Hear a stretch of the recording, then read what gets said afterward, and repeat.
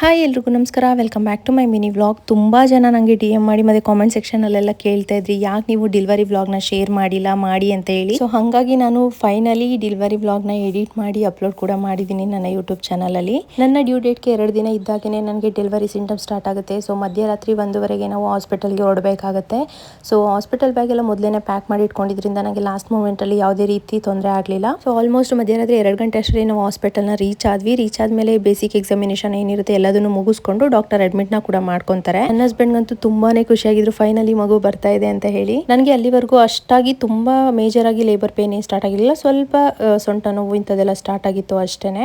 ಇನ್ನು ನಾವು hospital package ಎಲ್ಲ ಕೂಡ ನಾವು ಮೊದಲೇನೆ ಬುಕ್ ಮಾಡ್ಕೊಂಡು ಬಂದಿದ್ವಿ. ಅಂದರೆ 9 ಮಂತ್ ಆದಮೇಲೆ ಯಾವಾಗ ಡೆಲಿವರಿ ಆಗುತ್ತೆ ಅಂತ ಹೇಳೋಕ್ಕಾಗಲ್ಲ ಅಲ್ವಾ. ಸೊ ಹಾಗಾಗಿ ಒಂದು 15 ಡೇಸ್ ಮುಂಚೆನೇ ನಾವು ರೂಮ್ ಎಲ್ಲ ಬುಕ್ ಮಾಡ್ಕೊಂಡು ಬಂದಿದ್ವಿ. ಇನ್ನು ಅಷ್ಟಾಗಿ ನನಗೆ ಡೆಲಿವರಿ ಪೇನ್ ಬರದೇ ಇದ್ದಿದ್ದರಿಂದ ಪೇನ್ನ ಇಂಡ್ಯೂಸ್ ಮಾಡಬೇಕಾಯ್ತು. 2ನೇ ತಾರೀಕು ಮಧ್ಯರಾತ್ರಿ 2 ಗಂಟೆಗೆ ಹೋಗಿ ಅಡ್ಮಿಟ್ ಆಗಿದ್ದಕ್ಕೆ 3ನೇ ತಾರೀಕು ಮಧ್ಯಾಹ್ನದವರೆಗೂ ನಮಗೆ ಈ ತರ ಒಂದು ಅನ್ಎಕ್ಸ್ಪೆಕ್ಟೆಡ್ ಸ್ಟೋರಿ ಕ್ರಿಯೇಟ್ ಆಗುತ್ತೆ ಅಂತ ಅನ್ಕೊಂಡೇ ಇರಲಿಲ್ಲ. ನಾವು ಹಾಸ್ಪಿಟಲ್ಗೆ ಹೋಗ್ಬೇಕಾದ್ರೆ ಅನ್ಕೊಂಡಿದ್ದೆ ಒಂದು, ಅಲ್ಲಿ ಹೋದ್ಮೇಲೆ ಆಗಿದ್ದೆ ಒಂದು ಅನ್ನೋ ತರ ಆಗೋಯ್ತು. ಅದಕ್ಕೆ ಅಂತಾನೆ ನಾನು ಈ ಹಾಸ್ಪಿಟಲ್ನ ಕೂಡ ಚೂಸ್ ಮಾಡಿದ್ದೆ. ಬಟ್ ಲಾಸ್ಟ್ ಅಲ್ಲಿ ತುಂಬಾ ದೊಡ್ಡ ಟ್ವಿಸ್ಟೇ ಕಾದಿತ್ತು ಅಂತ ಹೇಳ್ಬೋದು.